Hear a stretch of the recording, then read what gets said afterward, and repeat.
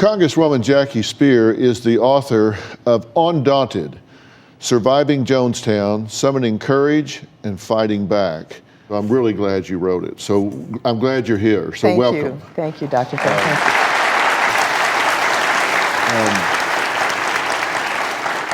Congresswoman, last night I was with a group of friends, a lot of them young, and there's a whole generation that doesn't know a whole lot about Jonestown. This is 1970s, and Jim Jones was a charismatic preacher, and he had become very impactful in San Francisco, so much so that he helped get Mayor George Moscone elected and then helped him deal with a recall.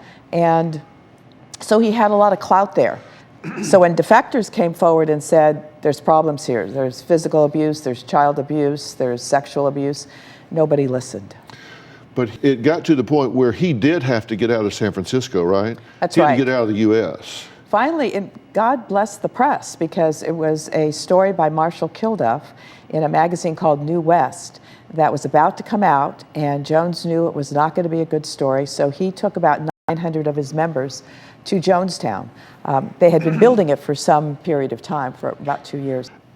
But his story was, we're going to paradise, right? That's right. And you started getting information from constituents in San Francisco that their family members, their loved ones in Guyana were getting messages back to them that things were not okay down there. That's why you went, correct? That's right. Congressman Ryan went because many of his constituents had young adult children who got involved in the church. Right. And they were concerned about mind control. They were concerned their letters weren't getting through to them.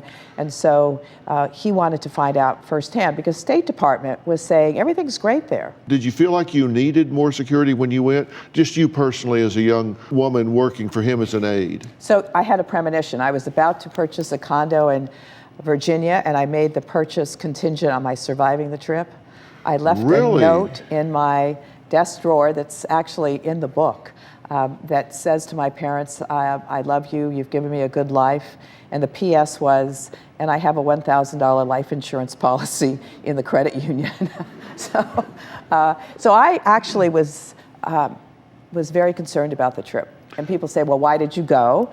And I say, it was 1978, I was 28 years old, there were few women in senior positions in Congress, and so I thought I would be setting women back if I didn't. This will seem like a really obscure detail, but I found this so observant. You talk in the book about being told about him dyeing his sideburns black, and when you get there, you look. That's the first thing I do.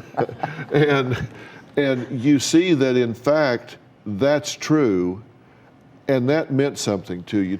So that was a way of confirming for me the testimony of one of the defectors, because the defectors would come to us and say how horrible it was. Meanwhile, Jim Jones was very effective at filing lawsuits, intimidating people, doing campaigns where people would write hundreds of letters saying how beautiful it was. So it was a way of trying to weigh the authenticity of some of the information we had received. Yeah.